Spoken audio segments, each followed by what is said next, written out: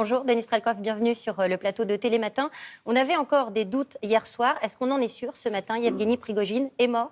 Écoutez, le problème, c'est que dans la politique russe, les mystifications elles sont assez nombreuses. Et c'était le cas depuis l'arrivée de Vladimir Poutine au pouvoir. Donc, on peut être sûr de rien en ce moment, à cette époque-là en Russie. Par contre, on a de plus en plus de sources qui nous indiquent qu'effectivement, Yevgeny Prigojine soit peut-être mort. Au moins, il sera mis en état hors de communication, en quelque sorte. Qu'est-ce que ça veut dire? Qu'il y a des sources, il y a différents experts qui nous expliquent que peut-être c'était aussi un accord secret entre lui et Vladimir Poutine, qu'on croit cette opération de mystification va lui permettre de, effectivement, soit partir en retraite, soit être mis hors de caméra pour d'autres missions. Mais là aussi, c'est plutôt de la mystification. Ce qui est sûr que cet événement-là qui s'est passé hier soir à côté de Moscou va changer pour beaucoup l'histoire de l'opération militaire spéciale, comme c'est appelé en Russie, donc la guerre en Ukraine. Ça va changer aussi la face de la politique russe et bien évidemment l'avenir de Wagner. Alors, on va y venir justement, mais qu'est-ce qu'on sait déjà des circonstances de cet accident? Certains parlent d'un missile.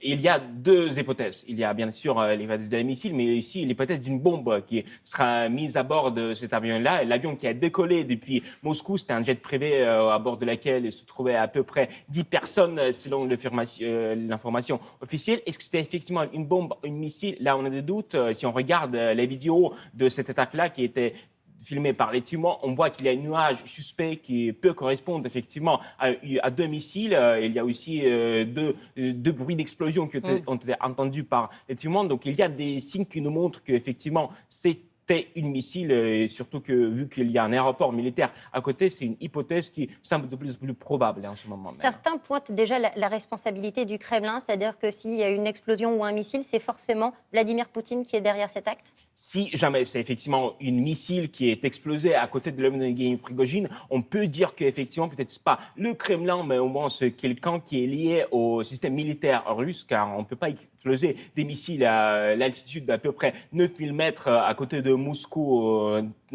pas n'importe qui peut le faire effectivement. Puis quand on parle des réactions, pour l'instant non officielles des gens qui soutiennent Yevgeny Prigojine et Wagner, ils pointent de doigt plutôt les Ukrainiens, comme c'est un peu l'habitude depuis le début de la guerre. Est-ce qu'on peut dire que c'est plutôt la vengeance de Vladimir Poutine? C'est l'une des hypothèses, encore une fois, les plus probables, car il y a plusieurs éléments qui nous le prouvent. Tout d'abord, vous imaginez qu'il y a 2 mois, jour par jour... Oui, la date est très symbolique. La date est très symbolique. Et aussi, on a vu pas uniquement Yevgeny Prigojine, pas uniquement les images de cet avion d'Yevgeny Prigojine s'exploser au-dessus de Moscou, ou presque, mais on a ici vu Vladimir Poutine qui s'était exprimé à ce moment même, donc hier soir à peu près à 8 heures, à Koursk pour célébrer une victoire dans la bataille de Koursk il y a 80 ans. C'est aussi symbolique pour lui de parler à ce moment même de la victoire contre les nazis, de cette loyauté qui pour lui est un auto essentiel pour tout le monde. Donc ça peut être aussi une mise en scène pour Vladimir Poutine. On a vu qu'il y avait eu des réactions en Ukraine. Pour l'instant, Vladimir Poutine n'a pas réagi. Et en Russie, est-ce qu'il y a des réactions? Bien sûr, les réactions sont assez nombreuses. Déjà, j'ai regardé hier la télévision russe pour vous. C'était assez intéressant de voir à quelle vitesse les presses contrôlées, bien sûr, par l'État, a réagi à cette explosion. Presque tout de suite, il y a eu l'information sur toutes les chaînes de télé qu'Yevgeny Prigojine soit mort. Mais puis, on a vite fait oublier, effectivement, toutes les circonstances de cet accident. On ne parle pas sur la télévision russe d'une missile, mais plutôt d'un accident. Et ici, ce qui est intéressant, c'est que l'information judiciaire qui a été ouverte par le parquet russe, ça porte plutôt sur un accident. Ça porte pas. Elle privilégie la thèse de l'accident. Exactement. Pas du tout. Il ne parle pas de l'attentat, il ne parle pas des missiles. Donc on peut avoir aussi cette pensée que ce sera vite fait mené juste un accident qu'on va oublier, mais on n'a pas eu des réactions officielles de la part du Kremlin. On n'a pas même entendu Dmitri Peskov qu'on n'a pas vu depuis assez longtemps. Donc on voit que la communication, à la fois, elle confirme qu'il y a effectivement Yevgeny Prigojine qui soit mort.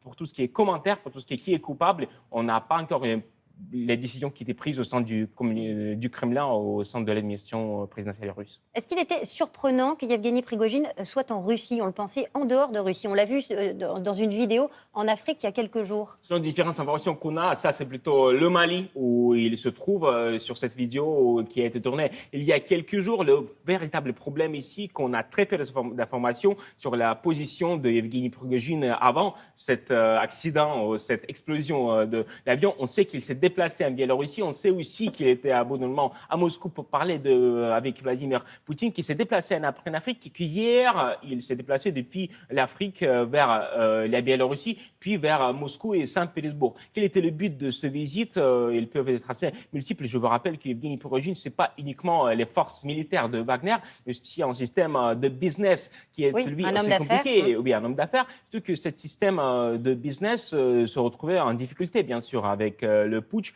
Est-ce qu'il essayait de gérer toutes ces problématiques? Et surtout, pourquoi est-ce qu'il était en avion avec pas uniquement lui, mais aussi avec Dmitry Utkin. Dmitry Utkin, c'est le cofondateur, c'est ça? C'est le cofondateur, c'est le cerveau en soi de les forces de Wagner. Je vous rappelle que les forces de Wagner, ça ne s'appelle pas les forces de Evgeny Prigojine, ça s'appelle les forces de Wagner. C'est lui qui a donné le nom. Effectivement, donc Utkin, c'est Wagner, c'est son pseudonyme militaire. Et donc lui aussi est mort dans le crash de cet avion. Qu'est-ce que ça signifie pour l'avenir de Wagner, justement?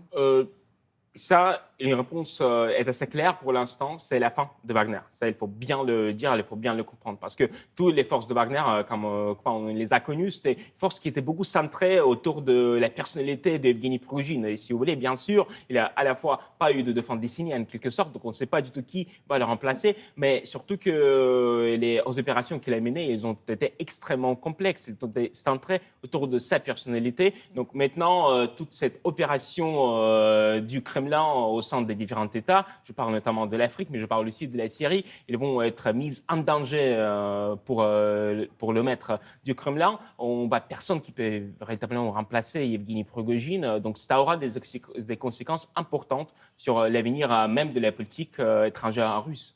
Wagner n'était plus présent en Ukraine ces derniers temps et s'était plutôt rapatrié sur l'Afrique? Il s'était plutôt rapatrié en Biélorussie. Pour l'instant, on a eu des informations comme quoi Evgeny Prigojine était en train de recruter de nouveaux soldats, de nouveaux mercenaires pour aller en Afrique. On n'a pas des informations fiables qui nous diraient qu'il y a eu déjà des avions avec ces soldats transférés en Afrique. Mais ce qui est sûr que toutes les opérations de l'Ukraine, là, les forces de Wagner ont été mises hors de combat. Si c'est bien le Kremlin qui est derrière ce crash d'avion, est-ce que c'est un signal que cherche à envoyer Vladimir Poutine aux élites qui chercheraient à le lâcher, par exemple? Je pense qu'il y aura bien évidemment des conséquences sur l'état d'esprit des élites. Est-ce que c'est véritablement un signal à tout le monde? Je pense que ce n'est pas véritablement le cas, car Evgeny Prigojine, c'était quand même quelqu'un qui a bien franchi la ligne rouge. C'était plutôt, pour l'instant, on peut le dire comme un signal qui est envoyé par Vladimir Poutine, par les élites, si jamais, effectivement, c'est lui qui est derrière cette attaque. Pour l'instant, on n'a pas de preuves, comme quoi il tient toujours le pouvoir, comme quoi il était humilié à l'époque. Je me rappelle qu'il y a 2 mois, c'était quelqu'un qui ne savait pas trop réellement quoi faire. Et on ne savait pas où il était. Oui. Et surtout, cette réaction de panique qu'on a vue à la télévision russe, maintenant, ce n'était pas le cas. Donc, c'était un homme fort, encore une fois, qu'on a vu hier à la télévision russe, qui reprend le manche du pouvoir et de la guerre en Ukraine. Mais on n'a pas des preuves que ce serait effectivement le cas sur le terrain.